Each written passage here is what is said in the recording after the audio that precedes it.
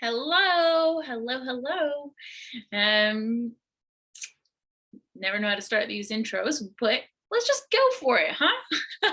Today, we're talking about the sticky subject of feeling your feelings. Ugh, Maggie, so cliche, but it's just so important because it's not about how good you feel; it's about how good you are at feeling. And what I mean by that is a lot of us, we don't want to experience the bad feelings. I say bad because no emotions are actually bad. They all have meaning behind them. They're all signaling to us something. So no emotion is bad, but there are less pleasant emotions. And a lot of us don't want to feel those. So we find ways to suppress them and repress and avoid and distract ourselves from them. But what happens when we do that is we kind of train ourselves not to feel our feelings. And when we train ourselves not to feel our unpleasant feelings, we also teach ourselves how to not feel our good feelings as well. Start to lack emotional intelligence. And we teach ourselves not to live in our body, but to instead live in our mind, and where we want to be able to drop into our body and actually experience our emotions because this is part of the human experience. And we need to be able to be a little bit more emotionally intelligent and understand what's going on inside of us so we can actually pay attention to the messages that our body and our emotions are trying to deliver to us, because there's wisdom in them. There's so much wisdom in them. There's a really great book.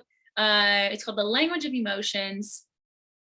The author, Karen McLaren, something like that. Really good book if you want to dive into this a little bit further. But today we'll just cover a little bit.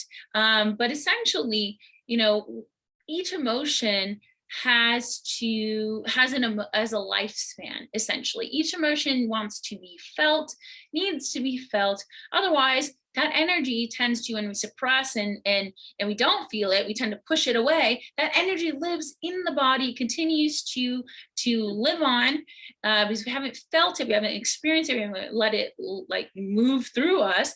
Instead, we push it down and it lives on in our body, and then that we carry a sense of it becomes very heavy for us. It lives on, and it can actually make us physically sick after a certain amount of years, living on with this heavy weight, with this heavy energy. It's kind of like if you've ever had a good cry and you feel relieved, you feel like you've let some stuff go. Like this is what we're striving towards, is actually allowing ourselves and being courageous enough to experience the emotions, even if we don't want to feel them, so that they can move on and we can clear the way, and clear our energy to be able to live life with a little bit more of a lightness. But every emotion has a message, has wisdom to it. And one of the things, that Language of Emotions book does, it actually goes into each of those emotions and it kind of lets us know what's the intention usually behind the emotion. What is important about fear? What is fear usually trying to tell us, right? Fear is a really great emotion. Think about when you're like driving a car and you almost get in an accident and you swerve out of the way, right? Oops. And you swerve out of the way very quickly. And there's a sense of like this alertness that happens, like, whoa, because you were like dazed out or daydreaming or thinking about what you're going to make for lunch. And suddenly you are on alert because you almost got into an accident. So fear can bring up for us focus, can bring clarity, can make us more attentive, can get us in touch with our intuition. Or if you're walked into a bad situation and the room has a weird vibe to it, you're like, I need to leave, right? It can bring about our intuition. There's wisdom there. So fear tells us, what action do I need to take? You think about sadness, for example. Sadness is like I was saying earlier, sadness can allow us to release. It can rejuvenate. It can relax us. If you had a really good cry and you just feel so much lighter afterwards, like you've released something. It gets us grounded. It asks us what needs to be released right now. You know, I've done this so many times. Like I call it emotional cleansing. There was a period in my life where I had to do a lot of emotional cleansing because I held on to a lot of sadness, loneliness, depression, and unhappiness that I suppressed for many, many, many years. And I held on to it, and a lot of anger and resentment and bitterness, especially towards my parents. And over the years, it's had to come out, and it comes out in these waves sometimes.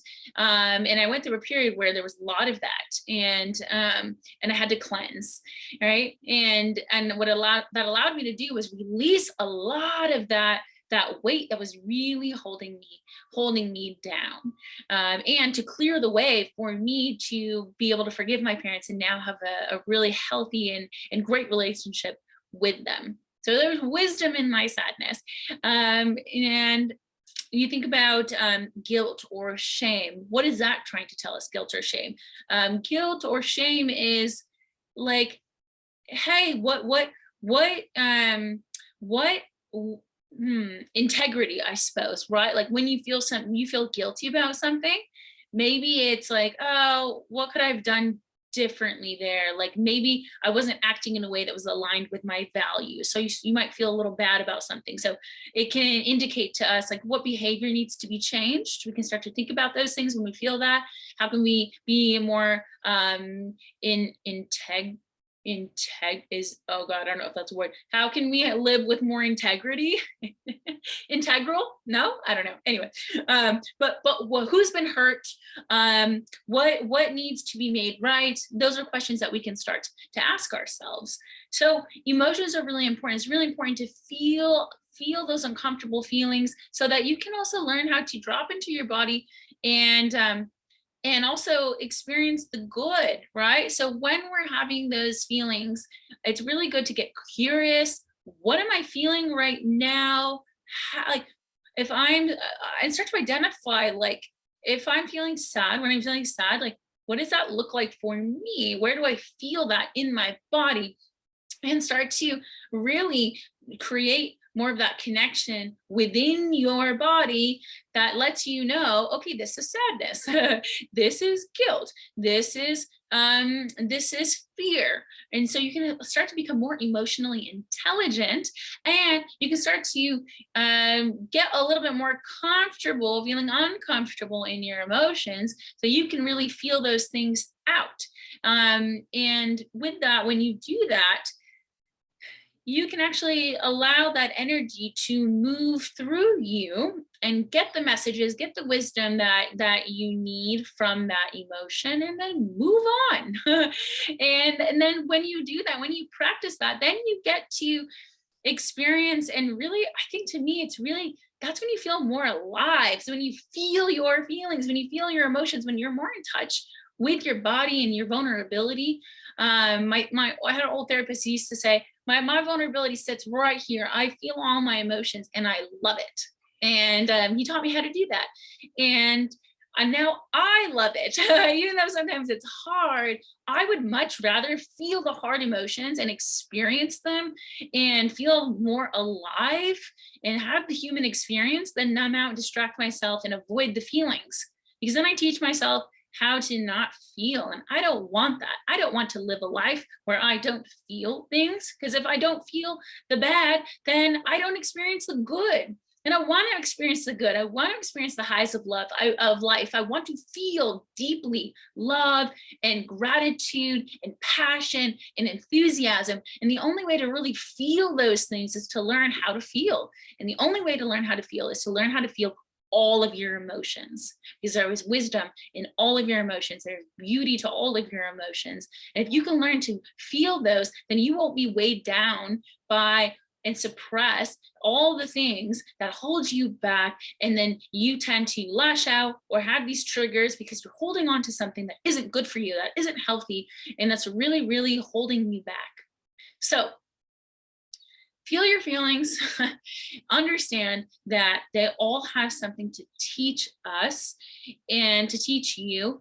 and to be more curious, be more present, drop into your body more often, learn to sit in the discomfort and understand what it is that you are, your internal navigation, your internal guide is trying to tell you, so that you can move through life with more grace, and I think a lot more joy. And truly, guys, just have the human experience. Have the human experience. Be alive. Feel your feelings.